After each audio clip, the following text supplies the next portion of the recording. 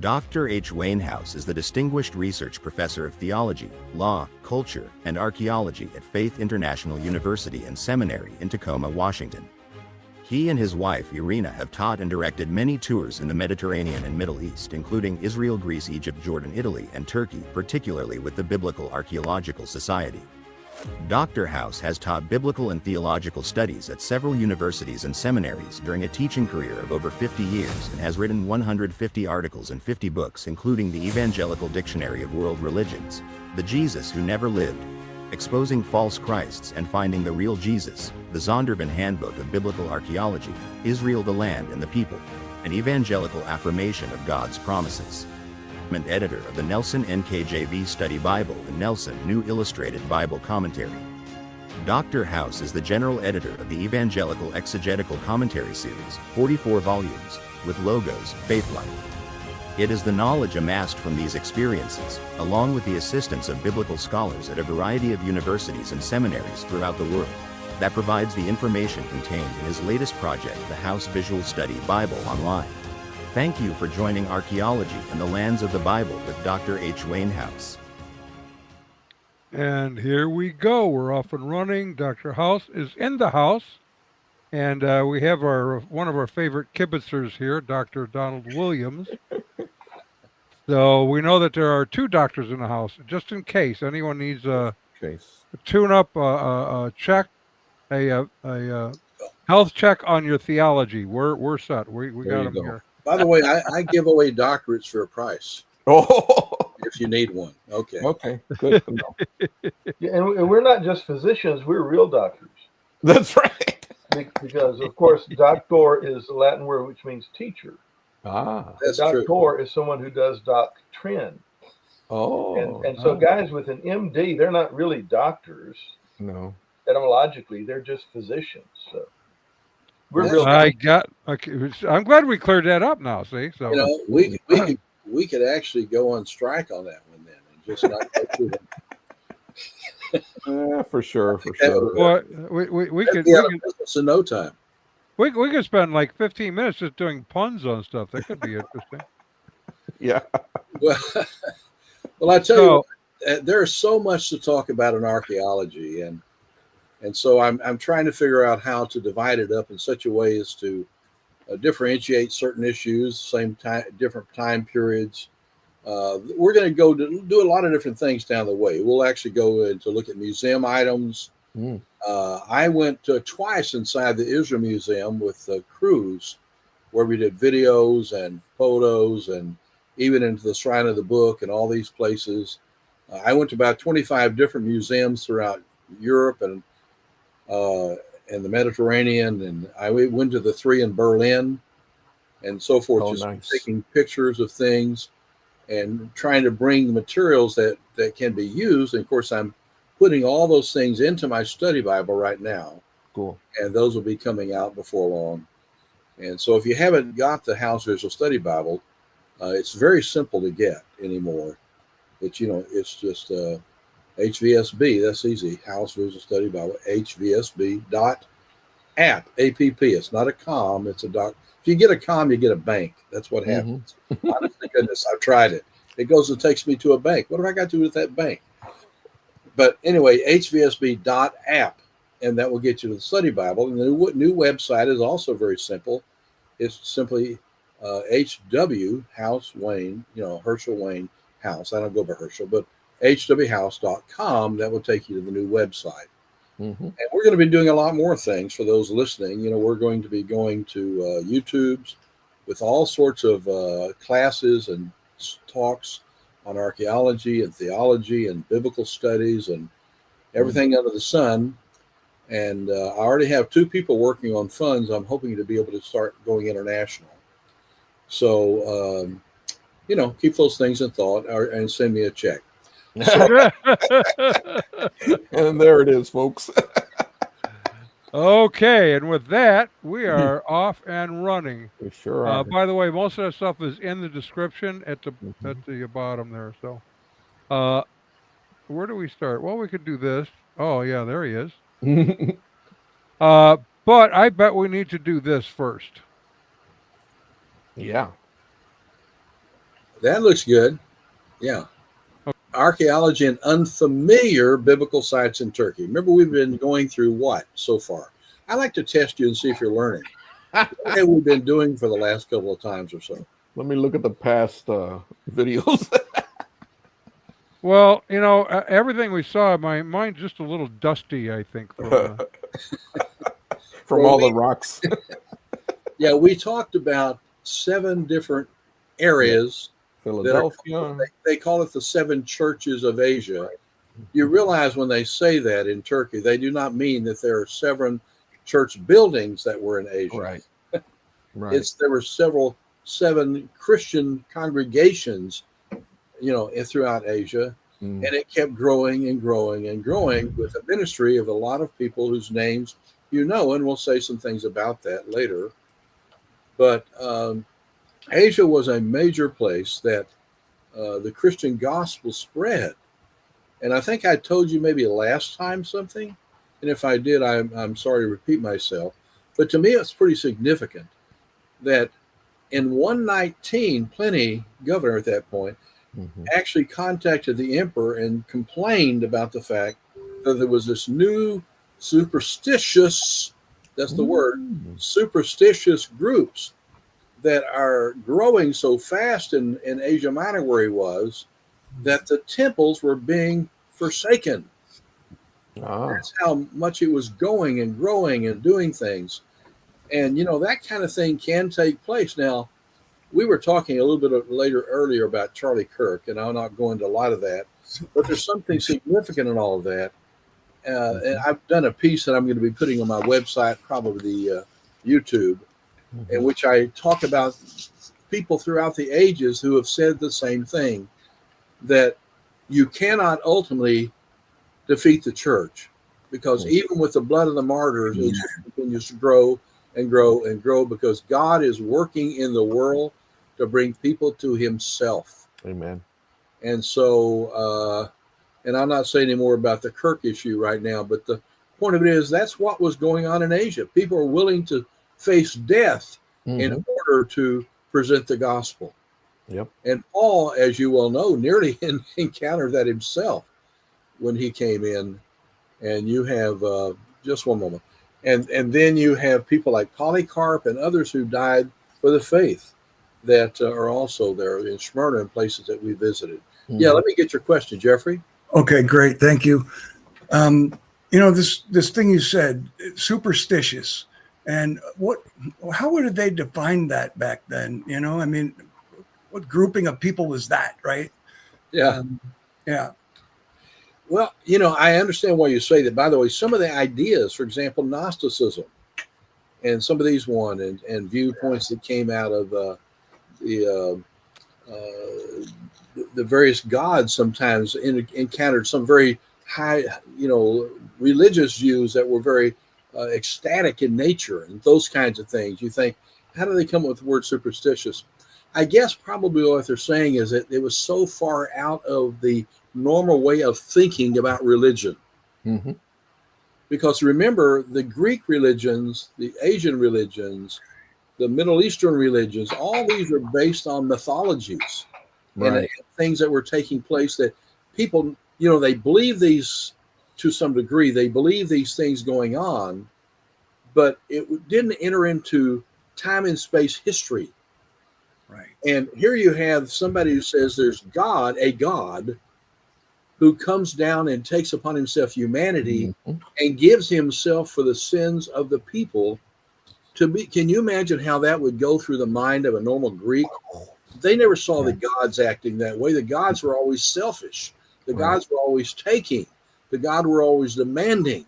Right. And here you have this concept of a God who actually takes upon himself humanity and walks among humanity, and he actually gives himself for humanity. Right. And that wouldn't make any sense to them. Does that make sense to you? So that's what they called superstitious, this new way of Christ?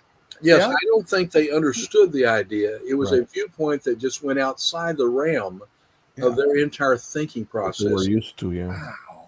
Yeah. Now, I would understand it that way. That's what when I've read that, I've understood it that way. Yeah. Right.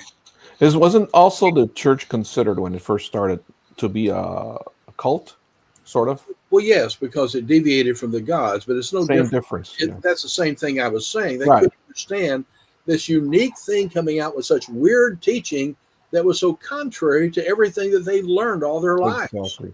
and had been gone on for 100 years. It was definitely strange to them. Yeah. And remember Paul when he got to the Areopagus, Mm-hmm.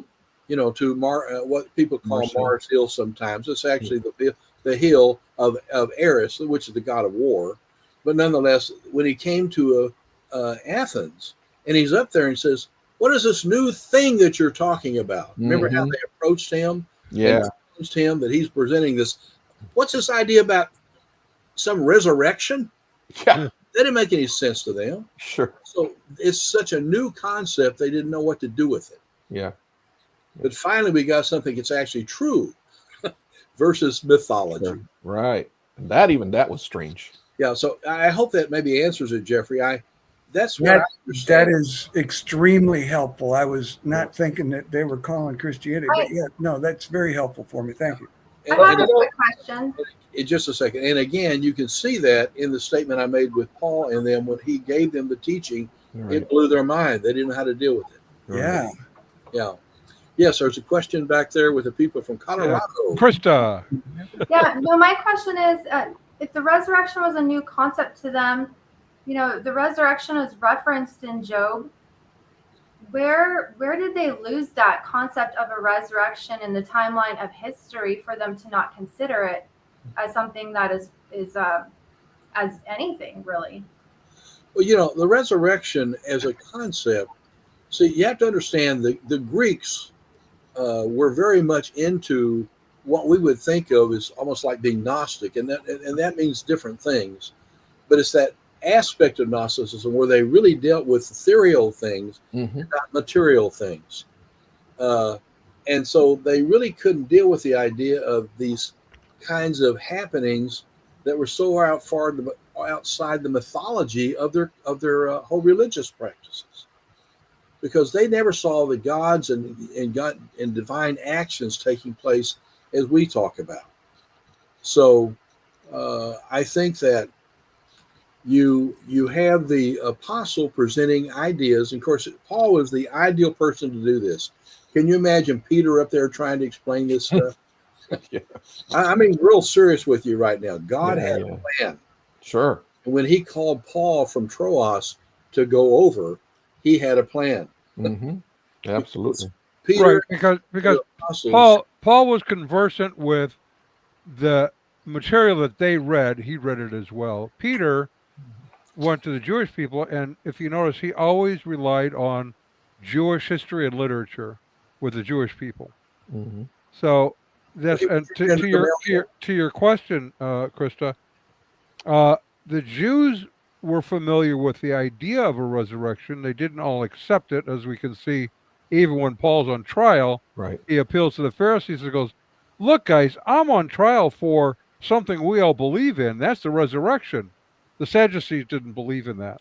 No. Right. The Greeks, I don't know that they were even aware of Job, for example. No, Right. they were not. Right. To my knowledge, the people to whom Paul spoke in, let's say, Asia Minor, as we think of Turkey today, and Greece and these places were totally unaware of this other kind of thinking. That's true with the Romans too. Right.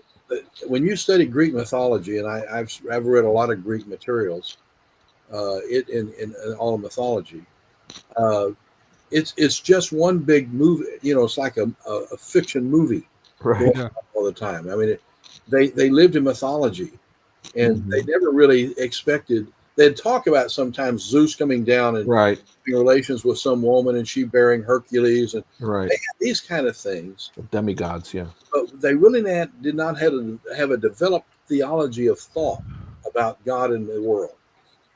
It was very much on the surface, and that's why they, for example, when you get to Alexandria in the time of Philo, right around the turn of the 1st century AD, they were beginning to break away. That's key to understand this. The intelligentsia of Greece were beginning to break away from the mythology of the past. And they went into allegory, though. Mm. Of course, that's where Philo went, and that's where Origen went. Mm. When they dealt with a serious biblical text that actually talks about historical reality, Mm-hmm. they were not familiar with dealing with things with that historical concept. And so they turned it into spiritualistic and allegoristic kind of ideas. And that's what's going on at Alexandria at that time. They were taking and having a new renaissance of Greek thought from Athens all the way down now to Northern Africa. So you had to follow that idea. And I've spent time reading a lot of Philo, although I had to read it in Greek. But nonetheless, reading Philo and Aristotle and all these people and ones that operated out of Greek like Origin and so forth, you only had one school of thought that really was different from that. That was one in Syria. And can't even think of it. Donald, you may have to help me on this. Up in the area of Syria, Antioch of Syria, and which you had more of a more historical school. But you see, the ancient world did not deal in the idea we think of as history, except for the Jews and the church. You see that? Now you have some deviation from the church because of some people I mentioned, but there's a movement going on in contemporary evangelicalism. I'm not going to spend any time on it today, but there's a movement going on trying to go back and say the biblical text is teaching this inerrant, wonderful truth, but it never happened because we learn truth about non-history. So God was actually not talking about history; He's talking mythologically. Oh boy! And so, but there's so much inerrant truth to learn from it. And then I go back to, and I'll say the end of it with this. I go back to 2 Timothy 3:16, and it does not say that all theological teaching is inerrant. It says all Scripture, which is the text, graphe. Yeah. All Scripture is breathed out by God, not all theology, which is inerrant in my understanding, is breathed out by God. It's very important. The Scripture is a key to the Christian faith. Yes, it is. Just have people roaming all over the place, developing ideas, and they're not going to be any better than was done with the Origin. And he made some big mistakes. Yeah. So I hope that helps a little bit. Very much. Okay. You ready to take the next step here? Okay. You want to start moving and looking at some of the stuff? Why not? Unfamiliar biblical sites. There's a reason I said that. Because everybody's heard about Laodicea, right? Probably heard of Colossae. Probably heard of where else? Ephesus, Philadelphia. We've heard these words, but the ones I'm talking about haven't been talked about very much. And I'm going to move from Densley there all the way up to Hierapolis. That's where I want to talk about. I haven't got it on Densley right now. But Hierapolis, guess what that means? City of Hera. City of Hera. I mean, no, not Hera. It's a word. Priests or temples. It means holy city. Hiera instead of Hera. I was looking at 2 R's. Yeah. And this is a very important setting. If you'll notice where Laodicea is there, remember I showed you pictures of Laodicea. And by the way, the Turks call Hierapolis, that's Greek. The Turks call it Pamukkale. Oh, that's right. I remember that. But Laodicea, you can see all the way across the Lycus Valley and see this. It looked like a snow-capped mountain. That's where we're going. We're going skiing here in just a little bit. Yes, if you like skiing on hot salt water. No. Now, so we're going to move on up. Colossae's to the right, just to make a point. By the way, I saw some recent pictures. And I thought about trying to put them in here, but I just couldn't think where I saw them. But I came across some recent pictures of the excavation going on at Colossae right now. And they're really beginning to uncover some things there. I used to walk, every time I went to Turkey, I would always, when I finished Laodicea, I would go over to Colossae and look around and walk around the top and so forth. And you could see sort of indication of a civilization there. But now they're uncovering it all. Anyway, let's move to Hierapolis. Oh, move on, he said? Well, what if we move on to Colossae instead? Yeah. Well, we can go to Colossia. That's fine. Okay, good. In Colossae, anybody know about the book of Colossians? I've Sure. heard of it once or twice. For sure. Yeah. It's Heard in your about Bible. It's the New Testament. And Yep. it had an interesting problem that was developing there. And I'm wondering how Mm. many of our people know the theological deviation that was beginning to take place at Colossae. Oh, when we pray, we hurt for the just being fruit. Trying to remember.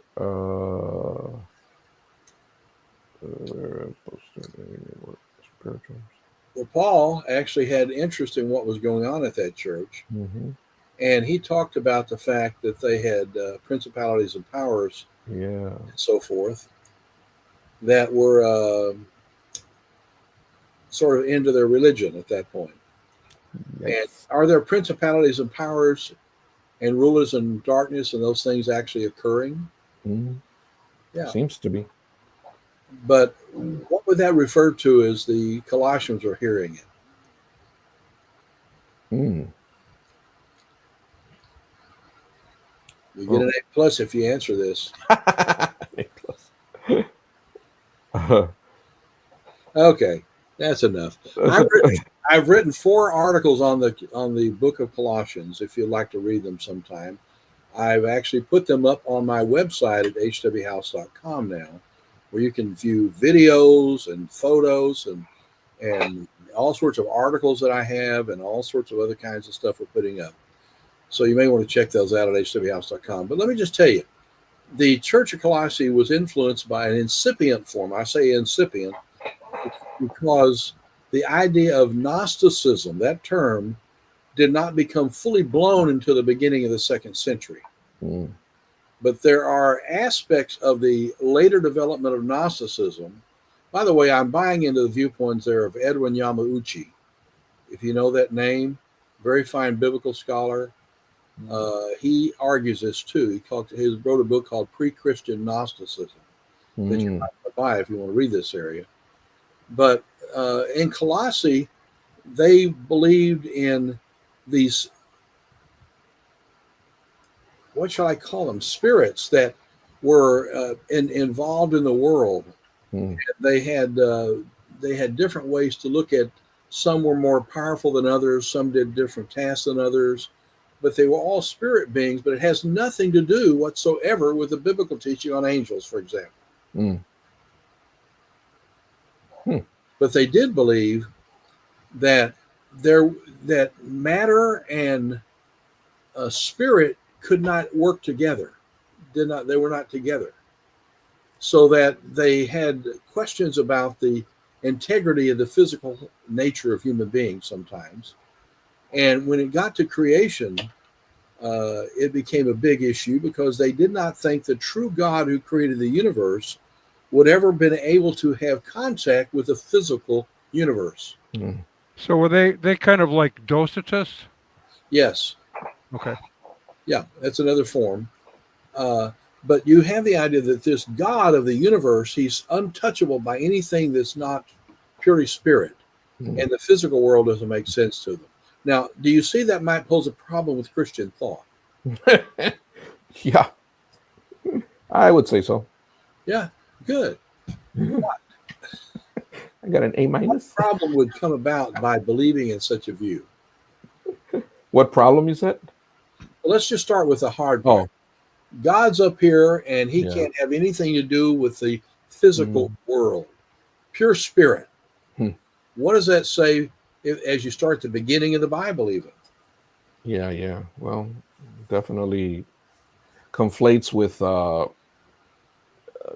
God's humanity later as he becomes Jesus. But in the beginning, he creates man.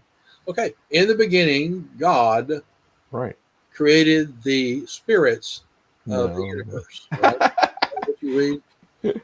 No. In beginning, God created the heavens and the earth was without form and void, and darkness was upon the face of the deep.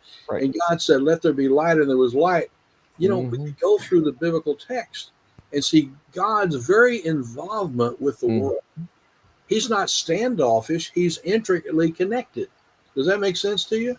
Yeah. See, God is, and by the way, the Greek philosophers even understood this. Nothing never creates anything. Right. Right. Right. Nothing comes from See, something. nothing can't create. Nothing doesn't exist. Right. That's what we call it, nothing.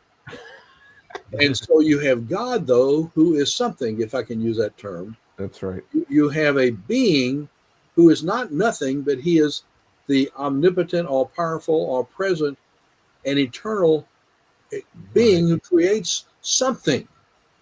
The uncaused cause. Yes, and right. And the first cause, an Aristotle, but you're right there. And so Right. the fact is that's a biblical view. Can you see how that would come diametrically opposed to Gnostic thinking? Very much. See, it's another world. So is this what Paul is talking about in the second chapter of Colossians when he says, see to it that no one takes you captive by philosophy and empty deceit, Correct. according to human tradition, according to the elemental spirits or principles of the world, and not according to Christ. And then he goes into the whole. The nature of. Yeah. Very, very good statement. That's true. That's the whole point. And so here it is. Let me get down now. I could draw it out for you if there had a board here and we could do it that way. But the point of it is, seriously, you have God who can't That's a good touch, idea. he can't touch anything non-spirit. Mm. And so what he does, he creates a being a little less than he is, who then creates a being who's a little less than he is. And they're getting closer and closer and closer to a physical world. As spirits, they're losing it as they go through and getting less and less. Transition, yeah. So finally, there is a demiurge, a special spirit being who actually is so close to physicality that he actually is the one who does the creation. Oh, boy. Now, they wanted to separate the idea of the physical flesh from the spirit as well. So they had all sorts of issues in their package of ideas that were not very workable in a biblical worldview. Can you see when it says that when you have Jesus made flesh, how that would ring in the ears of people who denied the connection of spirit and the physical world? Yeah. It doesn't make any sense. Right. And so that's what was going on at Colossae. Now, it wasn't fully developed. You see fully developed Gnosticism going on in the first portion of the second century. But all this time is developing its ideology over the period from the time we have at Colossae all the way to the time of the beginning where we talk about true Gnostics. But they had the initial concepts that worked into the more final development. That was the root. Yeah. So that's what's going on at Colossae. So when you read about like Don just gave us the elemental spirits and so forth, yeah, they believed very much that there were spirit beings, and they were basically not particularly interested in the physical world. See, so anyway, that's Colossae. There's a picture, by the way, that is spelled correctly, and there's a mountain in the back of you now. So this is sort of, they say, in the Lycus Valley, but it's really a little bit up, sort of like Laodicea is, and there's a large gap between this area, if you were there physically. And I wish some of you would have come with me on this Turkey trip, but we have another one going probably in April. But we're going to be leaving on the 17th of October to fly nonstop from Houston to Istanbul. And I'm going to be taking the people not only to the museums at Istanbul and the churches and so forth, but we're actually going to take off in a bus and go down by ancient Troy and see the Trojan. There's no Trojan horse there anymore. Not the real one, at least. They got a fake. A replica, yeah. It's a fake horse, I promise you. I've been up and looked in. A fake horse. But you can see the walls and walk in the area and see the various places of theaters and so forth. And on the way down to southern Turkey. But that tour will be 17 through 30, I think we're going to have, or 27. And then we'll have one late April, and then doing Israel in sometime later May. Well, let's move that and move forward. I've got all the commercials I can afford to put in. You see what Yeah. they charged me for this? Yeah, I'm telling you. Information on the biblical side. It was under 12 miles from Laodicea in the Lycus Valley. And I say the Lycus Valley is probably, I guess they call it that way, but it's not truly in an area that's lower. It's more the hills that surround that area. But throughout its history, it was known for its colossus. I don't know what that means. Colossus? Colossus. I've never had any. Never Me neither. learned, to my knowledge. Yeah. Which has a distinct. I just got this out of an archaeology bit. What can I say? The material trade apparently attracted Jews to the city as well. Now, why would Jews be interested in material apparel? Well, it's wool and it's distinctive red. Okay. So I'm not sure. Yeah, the Jews very much were into this kind of business. That's part of what they did. It was founded by Epaphras, who was from the city, and Timothy. That's what you get in Colossians 1, 7, and 8. Now, if you read in Colossians, you'll find that Paul actually had several people that we know by name that were connected to the city. And so, you have Onesimus, you have Timothy was in that area. You had Epaphras and others.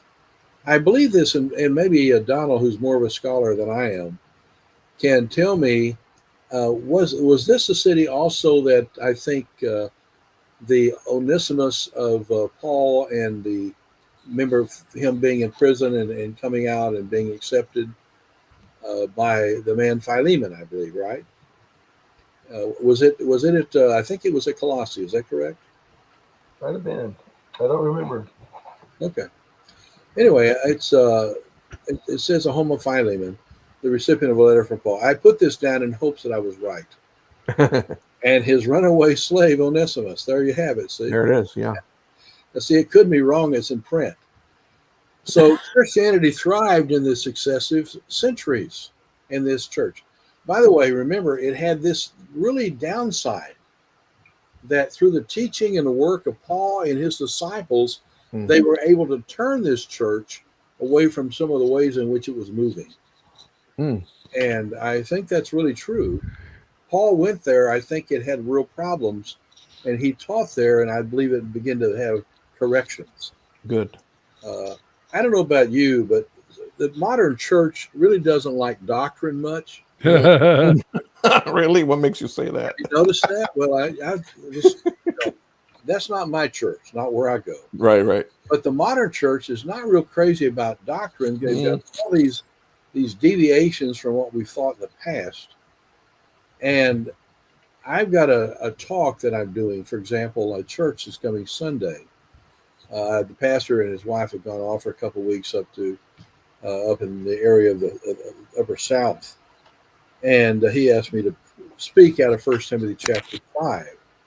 And what you'll find, sound doctrine is what brings stability to the people of God. Yep. It's not some great song you're singing, everybody's happy and clapping their hands. That's not going to do it. It's not from some of the things that people bring into the church. It comes by believing true statements about what God teaches. Amen. And solid. That's why I say solid. A solid church is built on solid doctrine. Yes. Now, don't get me wrong. There are churches in the past, and I won't mention the name. That it's in Houston. Yeah. That they had a guy that all he talked about was doctrine, and if you even look differently than you should on a Sunday morning, he'd probably ask you to leave the church. And I know some stories that I will not go into, but the point of it is, I know people that belonged to this church years ago, and he was into doctrine to the point he even had his own doctrine dictionary. I had a copy of it. Whoa. Where you could understand what he meant by what he said because you never knew the terminology. And so people would listen to his doctrine in their homes if they were not close to the church, and they listened to it on the tape player. And they absorbed the doctrine. And see, doctrine is good, but it can't be totally separated from other elements that are also important, like giving and loving and caring and ministering and those kinds of things, which is also the life of the church. Right. And I talk about that in 1 Corinthians chapter 6 on the next week. There you go. Sound doctrine and really getting involved in the lives of other Christians and separate. Yes. So both elements are important to the life of the church. Mm. But if Paul had not got this church straightened up in doctrine, who knows where they would have ended up. So Paul definitely went to Colossae, and because I got this Bible charts and maps, the Rose book, and I just thought I'd pull it out to see this geography. And I was looking at his travels, so he went there to that Colossae. I can't say for sure. I don't know that he went there. I know that he had connections there with his teaching. Got it. Okay. Cool. So I was looking myself at that. Thank you, Jeffrey, for bringing that out. He was ministering close by there, but I'm not sure if he ever actually spent time in the church group. But he did write a very potent, very strong letter to correct the errors that were there. And of course, you do have Timothy was there connected there. Yep. And you also had the other people I mentioned. So Paul had connections there that ministered as well. But they did correct in that church, apparently, some of these deviations from Christian thought. His journey to Rome, he went like really close to it. But right. So I think there are several cities close by there, yes. Yep. So I don't think he did. I mentioned some more about Colossae. Due to raids from foreigners in the 700s, the city was abandoned when its residents moved to nearby Konai. And so they had a better defense, probably a higher mound and wall. Has not yet been excavated when I wrote this, but now it's being excavated, and I saw some of the excavation just the other day, and I'm trying to think, where did I see that? But there's an article somewhere on the internet that I came across and read on it. So if anybody sees that, be sure and let me know too. Okay. But I will know it by person because I'm going over there with my That's church even better. and looking at it. And I don't know if they'll try to bar us from coming in or what. When I was in Smyrna, I made friends with the from the archaeologist and in charge of it, and so we could do what we wanted. So if you can make friendships, it's always pays off. There you go. Anyway, it's near Laodicea and Hierapolis, and I've already mentioned both of those to you. Though the latter is on the other side of the Lycus Valley, which is what? Hierapolis, and remember I said it looks like a snow-capped mountain? Right. We're going to get to that. It's a great place. I love going there. Now, so it's near Laodicea, which is close to Colossae. Now, let me mention something about this. There's a debate on this question right now, so let me tell you the two views. You have a statement in the city of Laodicea when he says, "You're lukewarm, you're not hot or cold, and because of that, I'll spew you out of my mouth, since you're lukewarm." And the viewpoint that was held for many, many years, and I don't know but that it's still correct, but I've got to do some more research on it before I make a final decision. But for years, it was argued that the hot water from hot water from Hierapolis, look at it, actually came to Laodicea. Okay. And that the cold water from Colossae, very cold, and I told you I drove my car around there. Yeah, that little river. Found the place. I always like my people on tours. I always take them and try to show them everything I can to open the text up. There you go. That's my job, and I love doing it. So I'll take people and show them, here's the running water. Put your finger in it. Feel the cold. It's still cold. And even the streams are out there in front of the tail that you see coming out. It's just on top of the ground. It's still flowing out cold. Wow. So people used to say, well, that's cold. And Hierapolis is hot. And I guarantee it's not scalding hot, but I always bring my bathing suit to get into it. Because it's a sauna, man. You get in there and just relax a little bit. Nice. And it's good on you. And we take time on the tour to do that, because you don't have too many opportunities. So, but the point of it is, I can understand why they say, well, let's see, when hot and cold gets together, it makes it lukewarm. That's the view for a long time. A new view being argued, and I've got to try to make my decision on what I think. But it's argued that neither neither Hierapolis or Colossae actually had a some kind of channel System. that went into Laodicea. They said Laodicea had its own faulty, salt-driven kind of yucky water. Oh, You know, I think the technical term is yucky. yeah. And so they drank this terrible stuff that was to drink. And that's the lukewarmness. It's actually inherently in where Laodicea is. So it's their own origin, basically. It's its own source. Yeah. Now, if that's true, it doesn't change my view Obviously. of the fact of what lukewarm means. Sure. It says you're neither hot nor cold. That's still true. Sure. But you're lukewarm, which is not very good. And you're very good, just like your water. That's true. That's why. Right. Sure. Makes sense. Just like your water, you're lukewarm, and so are you. That would be the So insinuation. the way I go, I don't lose my story. There you go. Whether it joins or whether it doesn't join. Right. Because Laodicea's problem, remember, they were wealthy. Remember the gold that they received and all the cloth that they made. And by the way, which is still a center for that. If you go to Turkey right now, near that is in fact a place that you can buy cloth stuff you want. But anyway, so you have all these things that you say makes you important and great and marvelous, but now you're just a bunch of lukewarm people with dirty water. And so that's what we got. Interesting. That's Laodicea. But we have Colossae, which has this wonderful stream, and I'm eager to see more of what they're doing. I can't talk a lot about it until I actually spend some time on the archaeology of it. And I just haven't had time to do that yet. But I found my first article the other day, a real good one on the internet. I got to go look for it again. Now, let's Colossae from the south. Let's keep moving. There's a tail. I walked around the top of that more than one time. And I thought there's something under here I can sense that is a stone. And I think there's a wall there historically. Even the grass kind of looks like a rose. You can Yeah. see that little bit striations. Yeah. Tell Colossae. Can't tell it much. I'll keep going. See, there's the water that I'm talking about on top of the ground. Wow.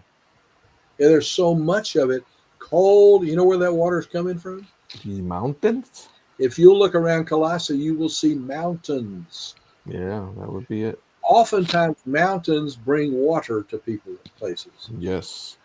When I get to the point in our study down the way, I'll take you to a place called Tel Dan. Now, Tel Dan is a place where Dan, the tribe of Dan, left the area of the Philistines and so forth. And they, by the way, who were not Palestinians, they were Greeks. They were not. Yeah. But anyway, they left the lower area where Samson didn't do a real good job of getting rid of the problem. And they moved very north, the most north section in their Samaria that they could to be in Israel. And they built a city and a temple, an alternate temple. That's interesting. And they have a place, Laish, which is an old gate, probably the time of Abraham. Wow. And when you come here, also, though, they have a stream that comes from the mountains in the distance that rushes through that's so cold. And we always take our jugs and fill it up with water there, because the water there coming from that rushing through in the mountains actually is better than you can buy in the stores. I'll believe it. Yeah, it is. And so you filled it up. We fill. That's every time I come, we have a place there. We sit and talk, we go through the whole thing, and then we get our water filled up. Well, anyway, the point of it is, so where do you think then, and you've already said it, then the water would come from? Water usually flows out of the mountains, or there's cold moving down to where the people lower. Yeah. Yeah. So cool. Anyway, let's keep moving. And our time is moving on. You guys just keep me so involved I can't get through it. But we'll only have 15 more minutes. Creeks near Colossae. There's an example of one. That looks nice. Let's keep moving a little bit. I want to cover more. All right. We have a comment here also. Okay. The Colossae excavation is run by Dr. Barris Yenner. Oh, Pamukkale University. Yeah. Okay, I will look that up when I get there. Mid 2025. So yeah, Thank you for checking that out and letting me know. awesome. That Well, was your advantage- caffeinated Colorado crew checking in. I Yes. will, just a second, I will actually go through and find more information on that based on what you gave me. And we will try to talk more about that last time. What'd you say now? I said that was from the Colorado caffeinated crew. Yes, that's why I said I appreciate very much you finding that. And so Mhm. I'll read on it and I'll come back and talk more about it when I get to that point. Okay. Cool. Thank you. Boy, when you help me that way, that's so important. Now, heresy at Colossae, I've tried to sort of demonstrate what we're talking about. Mm-hmm. Various groups dominated the theological landscape of Colossae. Orthodox Christianity, guess who pushed that? That was Timothy and Paul. Then you had Judaism, salvation through keeping the law. That was still the view of a lot of Jews. Sure. Neither let's say people like these mystery cults or the Jews were both in the wrong. What God taught was in the middle of those two ideas. Mm-hmm. It's oftentimes the case. So keeping the law, mystery cults, salvation through special knowledge. Oh boy, yeah. They felt they possessed knowledge that nobody else did. They did not have a Bible, but they did have part of the mysteries of the ancient Greek world they maintained. Notice it was an amalgam of doctrines that did not reject Christ openly, but displaced his preeminence and distorted salvation, and thus my question. Sure. My question is, do we do some of the same thing? Yes. If we're not. History repeats itself. Yes, many times. You've got churches, and I won't mention names on the air, Mm. but they still have a semblance of Christianity, but they've abandoned so many things that we have been taught over the years and that are found in Scripture. Mm-hmm. There are churches where they even make fun of or do not use or reject the Old Testament altogether. Mm-hmm. You ever heard of a guy by the name of Walt Kaiser? Oh, yeah. Walt Kaiser is a little over 90 years old now. I have a publishing company, a small one, and I do that for published friends, basically. I don't really make any money on it. But Walt, he did 4 books with me, but one book he did last year was this. It says, The Old Testament Really Matters. And then I read that and I thought, that's great. But I put a subtitle to it, and I got permission from him. Encouraging Christians to read the Bible of Jesus and the early church. There you go. The early church and Jesus read the Old Testament, and they propagated the teaching of the New Testament, but they didn't reject the Old Testament to do so. So they didn't unhitch from it. I'm sorry. No, Did I they say that out loud? kept the whole Bible. But yet you have churches that denigrate and make fun of or do not use the Old Testament, not to mention the fact they have given themselves over to a cancel culture idea that we have in our society today. Yep. Okay. By the way, you mentioned Tell Dan, and I meant to ask you, but Jeff sent me a little message here that said Tell is a Hebrew word meaning an artificial mount or hill formed by successive layers of ruins and human occupation over centuries. So you understood what a tell is. Other people may not. Well, that's true. And I thought I had said something about that at the beginning, but maybe I didn't. And if I didn't, one of my sessions will be an introduction to archaeology more than I've done. No, I'm serious with you. I'm serious because we're going to continue to go through things. Sure. And if I need to go back and educate you just a little bit and tell you about tales and tell you about the various kinds of practices that were used in the ancient world and how to understand what archaeology does and how it does its divisions. I even got a great picture of me at a place called Tal, because in Jordan's the only place in the world that does archaeology, and they do not have tales. Everybody says tale. Jordan says Tal, T-A-L-L. Oh. So we have to say Tal El Paul Hammam. Tell. El Hammam. That's Hammam. where I've been 6 or 7 seasons going there during parts of the seasons to Tal Hammam, where I think is probably the legitimate site of Sodom and where you have Sodom and Gomorrah, Oh yeah. one of the cities around. But I'll Oh, talk that's about cool. that later because I'm going to actually show you a lot of stuff about Tal Hammam and what's going on. But that's in the future. Ooh. Thank you for bringing that up, though. I appreciate it very much. So, but continuing on, Greek philosophy. Notice they had angel worship. Now, Oh yeah. let me suggest something. Did you ever heard of a guy by the name of Socrates? Absolutely. Okay. Now, who was Socrates? He was a soccer The player. philosopher. No. Yeah. Yes. I'm letting people participate.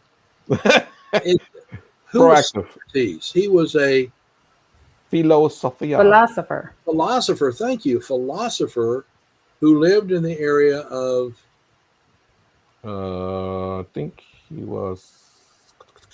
he was in Athens. Yeah. And so you had people that were attracted to him, like Plato and Plato's Aristotle.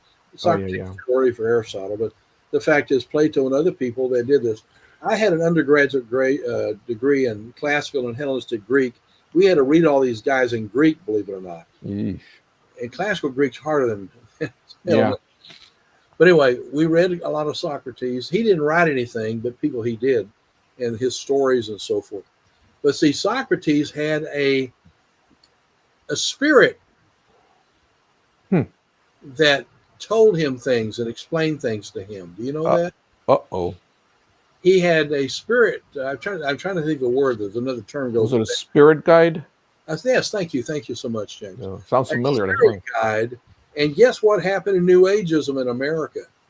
Spirit guides are abounding. Spirit guides leading them around. You know who those spirit guides were? Yeah. No They bueno. were angelic beings. Yeah. They worshipped angels at Colossae. They worshipped angelic beings. Yes. Spirits, like spirit guides, like Socrates had. And these spirit beings are not from God. Nope. They are some of the leftovers. The leftovers. who actually fail, you know. The rebellious tribe. That's true. That's true. See, and so that's an important thing to recognize that even as far back as the Greek civilization here, way before our New Ageism hit America, they were following spirits, angels, getting guidance. Yeah. And Paul has some negative things to say about that. Yeah, I bet. You can read that in Colossians. I'll move on. I want to see what I say next year. Yeah. Can you give me that? And then you had this angel worship, asceticism, libertarianism, and but you find all of these teachings more fully developed in the 2nd century, about 20 years after the time of John. So, but you have it developing at this time. Sure. So let's. It's 8:53. I got time a little bit more. Yeah. Here it gives you and I'm going to pass this one pretty quick, but just look at it. Remember, I told you before, you had this God outside. Oh, yeah. And then the one God created another God, who created another God, who created another God. Till finally, they got down to what was called the demiurge, who in fact created the material universe, and particularly the earth here. And so these are the archons that are talked about, the rulers and the principalities. These things that are talked about in Colossians were part of ancient Gnosticism. Okay? Let's go on to the next slide. I can figure a couple more things. So here's a passage that you can read. I'm not going to read it all, but see, he is the image of the invisible God, the firstborn of all creation. For by him all things were created in heavens and on earth, visible things, invisible things, thrones, dominions, and so forth. The point of it is, Paul is talking about Jesus, but he's positioning Jesus in their theology differently than the concepts that they had been developing. Can you see that? He's trying to replace the false teaching with the truth. Yeah. And by the way, I wrote a book years ago called The Jesus Who Never Lived. And people look at, what? I read the subtitle. It says Exposing False Christ and Finding the Real Jesus. There you go. And what I'm saying by that, sometimes you have to come in and help people to recognize that the one that they've been following under certain standards is not the one who actually ever existed. And Right. that is a problem. Yep. Let's move on just a little bit more. Just a little bit more, eh? Yeah. Oh. It looks like Colorado. Okay. Now, corrected by Paul in Colossians, and you can see this if you want to see this later. How I put Christ in redemption and Christ in creation. And I try to lay it out. You can see this thought that Paul developed actually has a poetical kind of form to it as the things relate to each other. Mm-hmm. And you can see that between 15 and 18 and 16 and 20. And what's the pivotal concept? It usually comes in the middle. He is before all things, Mm-hmm. and in him all things consist, and he is the head of the body, the church. So that becomes a focus point to the whole teaching that Paul gave in Colossians. Yeah. Oh, But Very cool. anyway. Well, listen, I know we've sort of come to the end of our day. Is there anything else I have following here on Colossians? What do you got? What do you got? I'm sorry, what? Anything else following Colossians? I don't have a thing to look at right now. Well, no. Hierapolis is next. Yeah, so we'll hold that to next time. Let me give you a link stuff into it. So we've got a minute or so. Mm-hmm. Hierapolis, remember, I said they have the largest graveyard I've ever seen in my life. Oh, wow. And there's massive gravestones and things like that. Hmm. We'll see more about that because that became a place to which people were drawn. Really? Can you imagine why they were drawn to that place? No, not. Looking for spirit guides? Yeah, that could be one. Don, you can go home. You can go home. You're not adding to the conversation. Is it? It's their holy place, wouldn't it be? What? It would be their holy place. It's a Well, yeah, it became later for Christians that way. And guess who the guy who was in charge of the Christian congregation at Hierapolis? His name was Papias. Oh, interesting. Okay. Okay. And did I get that right? Yeah, Papias, yeah. And he was a disciple of someone who was a disciple whose name was Polycarp, who was a disciple of John. Mm-hmm. right. John had a lot of influence long after he died. Okay. And one of the places he had influence was Hierapolis. Plus another thing they had that was really cool. No, actually it was very hot. Yeah, they had warm water. They had very nice warm water that's steaming from the earth, not steaming to the point it boils you. I mean, it's Right. not dangerous. Right. It's very nice hot water, and you look and people walking this on their feet and walking around, but you have places there you just sit down and relax and have the water to refresh you. Can you imagine why people, particularly older people like some of you, but of course not me. No. But if I were older, I'd Right. want to be some at Hierapolis and enjoy the hot water, wouldn't you? Sure. Absolutely. So they had several things there, but they had something else we're going to talk about next time. Mm. And you can just think about this. I'm going to show you the place that you enter into to go to Hades. Ooh. Interesting. They have one of the 2 or 3 sites in the entire Greek world where you had an entrance into the place of the dead. And they had priests that worked there. This is before Christianity gained control, Right. by growth and so forth. And this is also where Philip and his daughter were executed. The apostle, not the evangelist. Right. The apostle Philip was executed, and his daughter was the same day in this place. But that's when it was controlled by the pagans, not when Christians gradually won. Remember, I've talked to you before, Christianity, it is a religion which we give even our lives. Mm-hmm. Even our lives. Yeah. The whole Charlie Kirk thing and some of those things you heard a lot about. The fact is, there's some things more important, and you speak the truth in spite of others. In spite of it, yeah. Speak the truth in spite of danger. Stay true to the truth, because our abode is forever, and not this limited time that some people are dealing with. So the fact is, Philip and his daughter died there. Eventually it became a Christian site. They did away with the hell place, I think, after a while, but that was early in its history. Interesting. And then Hierapolis becomes a major site in the ancient world and one of the favorite places for me in my tours to go. Wow. So anyway, Very interesting. it's going to be really interesting next week with, say it with me, Hierapolis. Hierapolis. Great. You guys are ready to go. I'll Hierapolis. sign you up for the tour in April. Like this guy. Oh, April is the next one. All right. So for those who are tuned in, we Yeah, will any see other you. question? I have a quick question. So you mentioned angel worship. Just really quick, how do they classify angels? Would they just be considered gods with wings? Well, no. That's you do have certain things that were done in ancient mythology that where people had wings. Mhm. Right. It has nothing to do with this.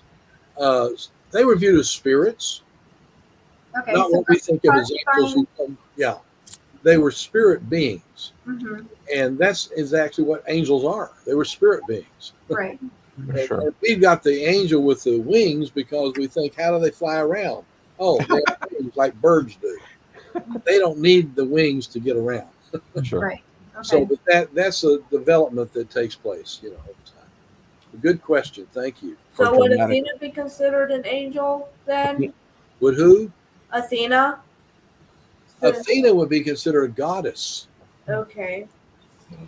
And So by what the way, would be the difference between that and a spirit? the goddesses were physical. Um, Remember the goddess? She had the many breasts. Remember, to feed the multitude. She had the deer and all the stuff to shoot arrows, and the gods were all physical in nature. The spirits are a unique perspective that is different from the basic historic Greco-Roman mythology. It's another ball game altogether that began to develop Sure. over time. It came out of, actually, I can't take time to do it. I did a whole paper on this, but the point is all this spiritism actually came out of places to the east of the Greco-Roman Empire and worked its way into it. No surprise there. Yeah, and it came out of Eastern mythology Yeah. that was not Greco-Roman. Greek. Right. All right. We're Makes going sense? to end the stream for those who are out there tuned in. Thank you. Adios.